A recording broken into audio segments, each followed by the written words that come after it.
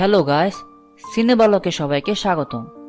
আজকে আমরা একটি অ্যাকশন ও war cinema Blizzard of Souls মুভিটি এক্সপ্লেইন করব। তো চলুন দেরি না করে শুরু করা যাক। সময়টা 1915 সাল। এই সময় আমাদের পৃথিবীতে প্রথম বিশ্বযুদ্ধ শুরু হয়। চারদিকে যুদ্ধের ভয়াবহতা ছড়িয়ে পড়েছিল।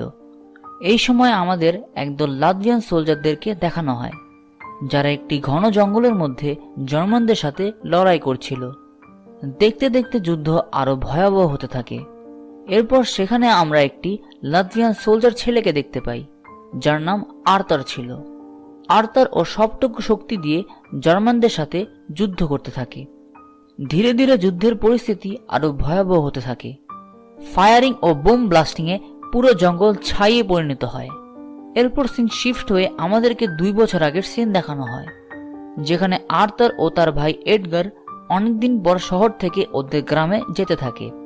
গ্রামে বাসায় এসে এডগার প্রথমে ওর বাবার সাথে দেখা করতে যায়, অন্যদিকে আর্থার ওর মায়ের সাথে দেখা করতে যায়। এর কিছুক্ষণ পর দুজন জার্মান সোলজাররা ওদের বাসার সামনে এসে রাশিয়ান সোলজারদের খুঁজতে থাকে। জার্মানদের দেখে আর্থারের মা আর্থারকে বিছানার নিচে লুকিয়ে রেখে জার্মানদের সাথে কথা বলতে যায়। আর্থারের মা যখন বাইরে যায়, তখনই জার্মানরা ওই 2 রাশিয়ানদেরকে খুঁজে পায়। জার্মানদের মনে হয় আর্থারের মা ওই রাশিয়ানদেরকে ওর বাসায় লুকিয়ে রেখেছিল, তাই তারা ওই রাশিয়ানদের সাথে সাথে আর্থারের মাকেও মেরে ফেলে। মাকে মেরে ফেলায় জার্মানদের ওপর প্রতিশোধ নিতে আর্থার ঘরের ভিতরে থাকা একটি বন্দুক নিয়ে ঘরের বাইরে যায়, কিন্তু ততক্ষণে জার্মানরা সেখান থেকে চলে যায়। মায়ের মৃত্যুতে আর্থার অনেক শোক পায়, তাই সে মনে মনে জার্মানদের ওপর প্রতিশোধ নেওয়ার প্রতিজ্ঞা করে। মায়ের কবর দেওয়ার পর আর্থাররা খবর পায় জার্মানরা পুরো ফোর্স সহ তাদের এরিয়ার দিকে এগোচ্ছে।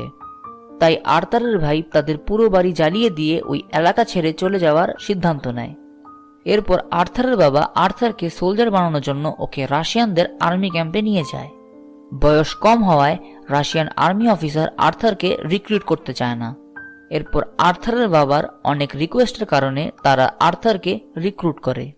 আর্থারের বাবাও আর্মিতে রিক্রুট হওয়ার জন্য অ্যাপ্লাই করে, কিন্তু বেশি বয়স হওয়ার কারণে প্রথমে তারা আর্থারের বাবাকে রিক্রুট করতে চায় না। কিন্তু 15 বছর আর্মি ট্রেনিংয়ে যুক্ত থাকায় তারা আর্থারের বাবাকেও রিক্রুট করে নেয়। আর্থারের সাথে এখানে আরও অনেক টিনেজারদেরকে ট্রেনিং দেওয়া হয়। আর্থারের বাবাকে ওদের কমান্ডার বানানো হয়। আর্থারের বাবা ওদেরকে ভালোভাবে ট্রেন করতে থাকে। একদিন ছুটির দিন খেলার সময় একটি জার্মান প্লেন ওদের ক্যাম্পের উপর দিয়ে যায়। বাচ্চারা জানতো না এটা জার্মানদের প্লেন, তাই তারা ওই প্লেনটিকে নিচ থেকে হ্যালো বলতে থাকে। যার কিছুক্ষণের মধ্যে আর্থারের বাবা জার্মানদের প্লেন চিহ্নিত করতে পেরে দৌড়ে গিয়ে বাচ্চাদেরকে পালাতে বলে, কিন্তু আনফর্চুনেটলি জার্মানরা ততক্ষণে ওদেরকে চিহ্নিত করে ওদের উপর বোম্বিং করে। এইসব দেখে ওরা সবাই আতঙ্কিত হয়ে যায়। তারা বুঝে যায় জার্মানরা তাদেরকে দেখে ফেলেছে, আর কয়েকদিনের মধ্যেই জার্মানরা তাদের উপর হামলা করবে।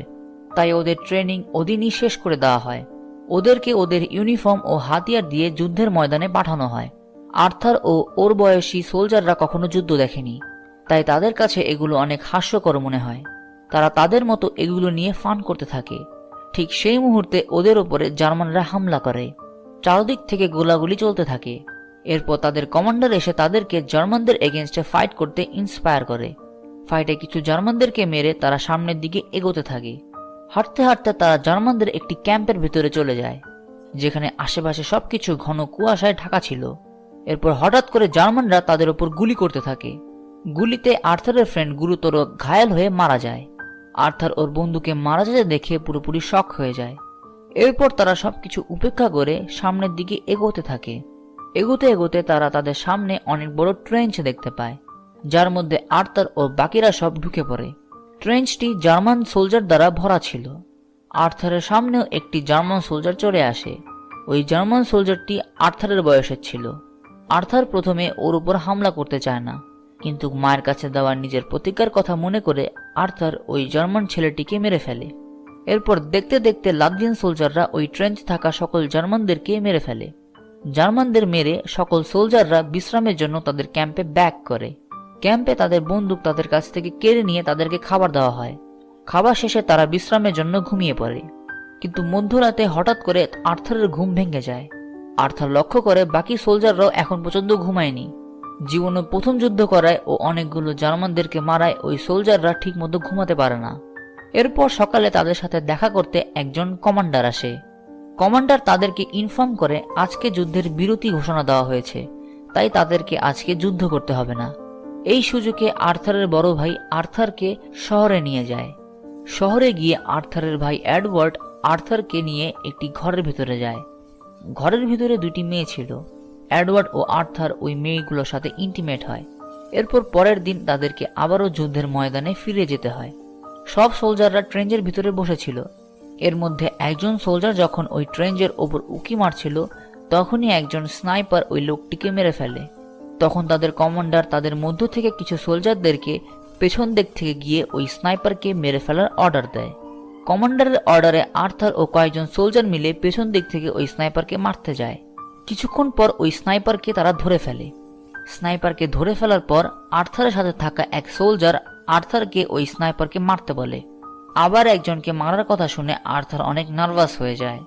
নার্ভাসের কারণে আর্থার ওই স্নাইপারের উপর গুলি চালাতে পারে না। এই সুযোগে ওই স্নাইপার হাওয়ায় ফায়ার করে জার্মানদেরকে অ্যালার্ট করে দেয়। এরপর জার্মানদের চলে আসার আগে আর্থারের সাথী ও স্নাইপারকে মেরে ওইখান থেকে পালাতে থাকে। জার্মানরা ওদেরকে দেখতে পেয়ে ওদের উপর গুলি নিক্ষেপ করে। ওই গোলাগুলিতে একটি গুলি আর্থারের পিঠে লাগে, যার ফলে আর্থার অজ্ঞান হয়ে যায়। আর্থারের বাবা তখন সেখানে এসে আর্থারকে নিয়ে আর্থারকে হসপিটালে পাঠিয়ে দেয়। হসপিটালে আর্থারের অপারেশন করা হয়। নার্স আর্থারকে বলে যদি গুলি সামান্য উপরে লাগতো তাহলে আর্থার যুদ্ধের ময়দানেই মারা যেত। আর্থারের অপারেশন সাকসেসফুল হয়। হসপিটালে আর্থারের সাথে মার্তা নামের একটি মেয়ের সাথে দেখা হয়। মার্তাকে দেখে আর্থার ওকে পছন্দ করে ফেলে। ধীরে ধীরে সময় যেতে থাকে। আর্থারকেও হসপিটাল থেকে রিলিজ দেওয়া হয়। আর্থারকে নিতে কমান্ডার ও ওর ভাই এডওয়ার্ড আসে। আর্থার আবারও যুদ্ধের ময়দানে চলে আসে। আর্থার ও বাকি সোলজাররা জার্মানদের সাথে লড়াই করার জন্য প্রস্তুত হয়। যুদ্ধের সময় আর্থার লুকিয়ে লুকিয়ে ওর বাবার সাথে দেখা করতে যায়। আর্থারের বাবা আর্থারের মুখে কাদা লাগিয়ে ওকে একটি স্নাইপার গান দেয়। এরপর আর্থার বাবা একজন জার্মান সোলজারকে দেখতে পেয়ে আর্থারকে স্নাইপার গান দিয়ে ওই জার্মান সোলজারকে মারতে বলে। আর্থার কিছুতেই কোনো মানুষকে হত্যা করতে চায় না, তাই আর্থার ওই সোলজারটিকে শুট করতে পারে না। ঠিক তখনই সেখানে জার্মানরা গ্যাস অ্যাটাক করে, যার ফলে সোলজাররা আতঙ্কিত হয়ে এদিক ওদিক দৌড়াতে থাকে। এরপর আর্থার যখন ওর বাবার কাছে যায় তখন ও ওর বাবার লাশ খুঁজে পায়। আর্থার ওর বাবার ডেড বডির পাশে একটি জার্মান সোলজারের লাশ দেখতে পায়। বাবার মৃত্যুতে আর্থার পুরোপুরি পাগল হয়ে একটি ভারী বক্স দিয়ে ওই মৃত জার্মান সোলজারকে মারতে থাকে। দেখতে দেখতে 1 বছর চলে যায়। এখানে আমাদেরকে দেখানো হয় রাশিয়ান, লাতভিয়ান ও সাইবেরিয়ানরা এক হয়ে জার্মানদের বিরুদ্ধে যুদ্ধ করার প্ল্যান করে। এরপর এডওয়ার্ড ও আর্থারকে রাতে শত্রুপক্ষের এরিয়াতে পাঠানো হয়। রাতে তারা 2 ভাই মিলে জার্মানদের ক্যাম্পে গিয়ে বোম ব্লাস্ট করে, যার সুযোগে লাতভিয়ান সোলজাররা দল বেঁধে জার্মানদের উপর হামলা করে। এই যুদ্ধ অনেকক্ষণ ধরে চলতে থাকে। অনেকক্ষণ যুদ্ধ করে শেষে লাতভিয়ান সোলজাররা ওই ক্যাম্পে থাকা সকল জার্মানদেরকে মেরে ফেলে। এরপর তারা ক্যাম্পে ফেরত এসে তাদের ওই জয় সেলিব্রেট করতে থাকে।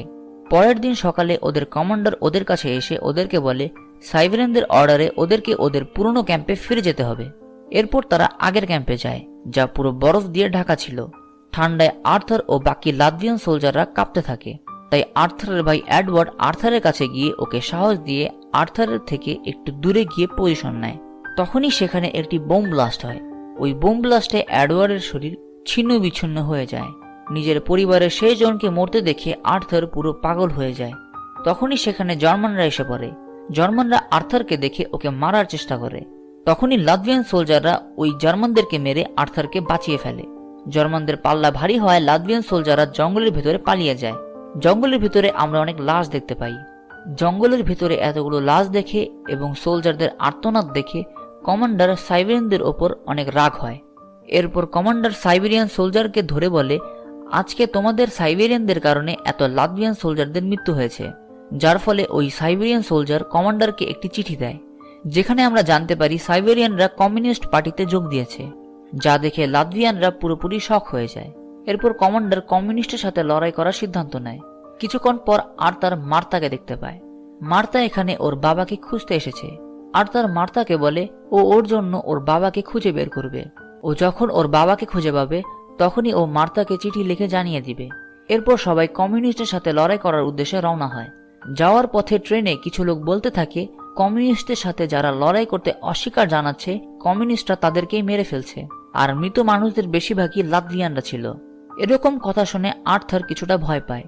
এরপর শহরে পৌঁছানোর পর আর্থার কিছু লাতভিয়ান সোলজারদেরকে দেখতে পায় যাদেরকে কমিউনিস্টরা বেঁধে রেখেছিল। ওদের মধ্যে একজন আর্থারের বন্ধু ছিল। ওই লাতভিয়ান সোলজাররা কমিউনিস্টদের সাথে লড়াই করতে রাজি না হওয়ায় কমিউনিস্টরা বাকি লাতভিয়ানদের ওই সোলজারদেরকে মেরে ফেলার অর্ডার দেয়, কিন্তু লাতভিয়ানরা তাদের লাতভিয়ান সোলজারদেরকে মারতে চায় না, যার ফলে কমিউনিস্টরা ওদের সবাইকে মারতে গান পয়েন্ট করে। তখন কমান্ডার এসে লাতভিয়ানদেরকে ওই লাতভিয়ান সোলজারদেরকে মারার অর্ডার দেয়। অর্ডারের কারণে লাতভিয়ানরা ওদের ওই সোলজারদেরকে মেরে ফেলে, কিন্তু আর্থার ওর বন্ধুকে মারে না, যা দেখে কমান্ডার আর্থারের উপর রাগ করে ওকে জেলের ভেতরে বন্দি করে। এরপর কমান্ডার নিজেই আর্থারের ফ্রেন্ডকে মেরে ফেলে। এরপর রাতে কমান্ডার কিছু লোক নিয়ে আর্থারকে জেল থেকে বের করতে জেলের ভেতরে যায়। আর্থার কমান্ডারকে দেখে ওর পেটে একটি ঘুষি মেরে ওকে বলে, তুমি জানো না তুমি কত বড় অপরাধ করেছো, তুমি আমার সামনে আমার বন্ধুকে মেরে ফেলেছো। যার উত্তরে কমান্ডার বলে, আমি যদি তোমার বন্ধুকে না মারতাম তাহলে আজকে আমাদের সবাইকে মরতে হতো। আর্থার আর কমিউনিস্টদের সাথে লড়াই করতে চায় না, তাই সে তার বন্ধুকে সাথে নিয়ে ওই ক্যাম্প থেকে চলে যেতে থাকে। যাওয়ার পথে ওদের উপর কমিউনিস্টরা গুলি করে। গুলি থেকে বাঁচতে তারা সেখান থেকে দৌড়ে পালাতে থাকে, কিন্তু আনফরচুনেটলি ওই গুলিতে ওর বন্ধু মারা যায়। এরপর আর্থার জঙ্গলের ভেতর দিয়ে পালিয়ে মার্থার কাছে চলে যায়। মার্থা ও আর্থার দুজনেই একে অপরকে অনেক পছন্দ করত।